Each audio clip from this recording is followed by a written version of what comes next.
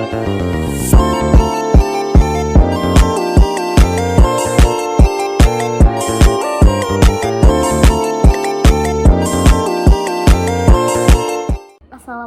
warahmatullahi wabarakatuh. Perkenalkan, nama saya Asyifa Khairunisa. Saya dari Prodi Manajemen Fakultas Ekonomi Universitas Batam. Hari ini saya akan menjelaskan bagaimana pengambilan keputusan dalam perilaku organisasi. Saya mengambil materi ini dari buku ini adalah buku teori perilaku keorganisasian.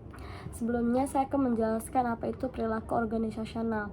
Perilaku organisasional adalah bidang studi yang mempelajari pengaruh yang dimiliki oleh individu, kelompok, dan struktur terhadap perilaku organisasi yang bertujuan menerapkan ini agar lebih efektif. Biasanya ini berkaitan dengan studi mengenai apa yang dilakukan oleh individu dalam suatu organisasi dan bagaimana pengaruh perilaku mereka terhadap kinerja organisasi. Di sini saya akan berfokus untuk membahas bagaimana pengambilan keputusan. Sebelumnya saya akan menjelaskan apa itu pengambilan keputusan. Pengambilan keputusan adalah sarana atau alat untuk mencapai tujuan organisasi. Ini merupakan bagaimana proses menentukan pilihan, atau bisa dibilang ini adalah proses untuk memecahkan suatu permasalahan. Pengambilan keputusan terbagi menjadi dua jenis, yaitu ada terprogram dan tidak terprogram. Pengambilan keputusan terprogram biasanya bersifat rutin atau berulang, memiliki prosedur baku, sedangkan yang tidak terprogram biasanya keputusan yang bersifat baru atau benar-benar baru adanya, belum terstruktur dan belum memiliki prosedur baku. Terprogram ini biasanya seperti memiliki peraturan, SOP, dan prosedur pasti. Sedangkan yang tidak terprogram biasanya suatu pemecahan masalah umum melalui penilaian, intuisi, dan membutuhkan kreativitas. Dalam pengambilan keputusan memiliki beberapa model. Ada 3 model dalam pengambilan keputusan. Yang pertama adalah model pengambilan keputusan rasional. Model pengambilan keputusan rasional adalah suatu model pengambilan keputusan yang menggambarkan bagaimana individu seharusnya berperilaku untuk memaksimalkan beberapa hasil.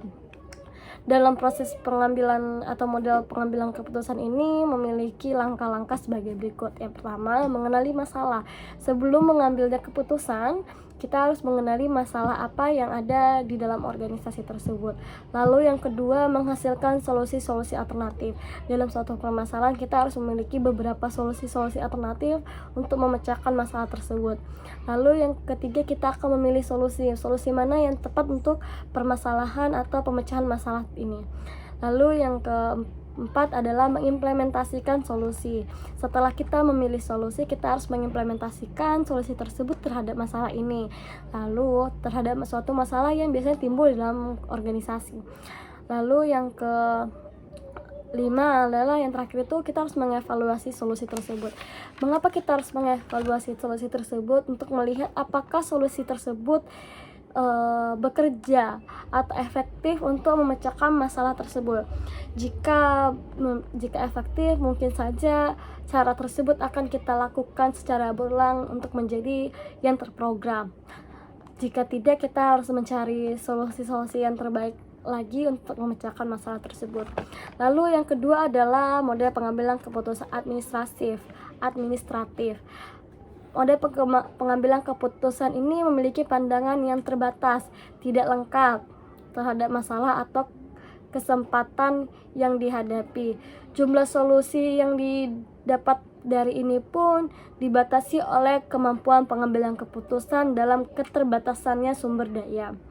Lalu yang ketiga ada model pengambilan keputusan intuitif atau biasa kita bilang intuisi. Adalah suatu proses yang tidak sadar sebagai hasil dari pengalaman yang disaring. Proses ini tidak lepas dari analisa rasional sebab keduanya saling melengkapi. Proses pengambilan keputusan ini menggunakan pengalaman, kepercayaan diri, dan motivasi dirinya dalam memproses suatu informasi, data, dan lingkungan untuk mengatasi suatu masalah atau kesempatan dalam permasalahan atau suatu kesempatan untuk pemecahan masalah tersebut. Ada faktor-faktor dalam pengambilan keputusan atau pengaruh yang mempengaruhi untuk kita mengambil keputusan. Yang pertama ada nilai atau value. adalah panduan yang digunakan oleh individu ketika dihadapkan pada situasi di mana dirinya harus membuat suatu pilihan. Lalu ada yang kedua, kecenderungan terhadap resiko. Kecenderungan seseorang menghindari resiko yang rendah akan berbeda dalam pengambilan keputusan dibandingkan pada seseorang yang memiliki kecenderungan menghindari resiko yang lebih tinggi dalam situasi yang sama. Lalu yang ketiga, ada potensi timbulnya disonansi, adalah suatu kecemasan. Jadi ini adalah munculnya adanya sesuatu kecemasan atau keraguan yang berlebihan terhadap keputusan yang sudah kita ambil. Lalu yang keempat, adanya peningkatan komitmen. Peningkatan komitmen ini adalah bertambahnya kesetiaan terhadap keputusan sebelumnya, di mana pengambilan keputusan rasional memilih untuk mundur. Hal ini dilakukan untuk mengubah keputusan yang dianggap buruk atau merugikan organisasi. Dalam pengambilan keputusan kelompok, ada beberapa keuntungan dan ada beberapa kerugian. Kita akan membahas terlebih dulu apa saja keuntungan yang kita dapatkan jika kita mengambil keputusan secara berkelompok. Yang pertama, lebih banyaknya pengetahuan atau informasi. Jika kita mengambil keputusan secara berkelompok, kita akan mengetahui informasi-informasi baru yang belum kita ketahui untuk pemecahan masalah tersebut dari banyaknya kelompok atau orang yang di dalam kelompok tersebut. Lalu adanya perbedaan pandangan. Perbedaan pandangan ini bisa menjadi keuntungan untuk kelompok tersebut untuk memecahkan permasalahan yang ada dan menyatukan pandangan-pandangan yang berbeda untuk menemukan sebuah solusi. Lalu ada pemahaman yang lebih lengkap. Jika kita memecahkan permasalahan itu dalam berkelompok, kita akan memiliki pemahaman yang lebih lengkap atau yang lebih banyak lagi. Lalu ada meningkatnya penerimaan. Biasanya ini berperan dalam memproses pengambilan keputusan, biasanya memiliki tingkat penerimaan yang lebih besar melaksanakan keputusan tersebut. Lalu yang terakhir, adanya dasar pelatihan. Apa sih dasar pelatihan itu? Untuk menghasilkan keuntungan baik itu pada pribadi ataupun kepada organisasi tersebut.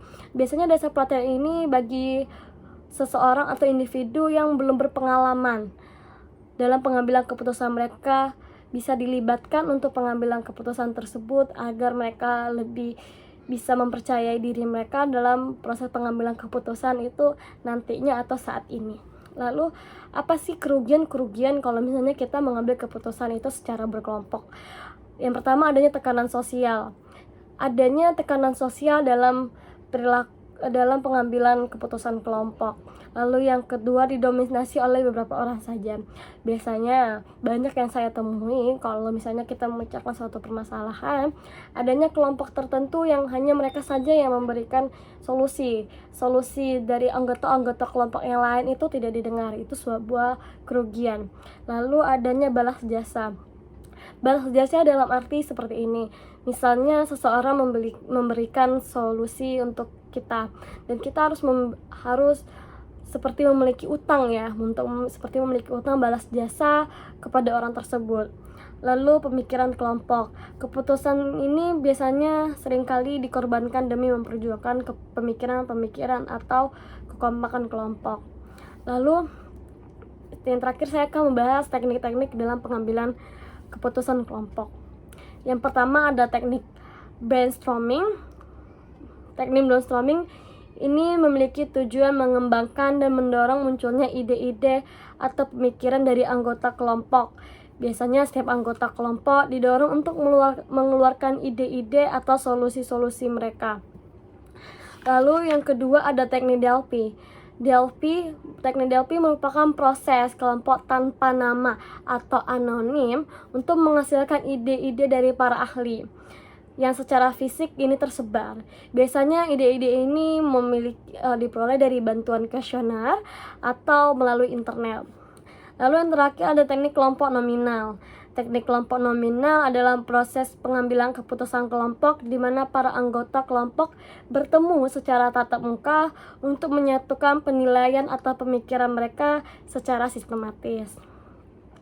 Sekian penjelasan dari saya. Maaf apabila saya masih menjelaskannya kurang atau terlalu cepat.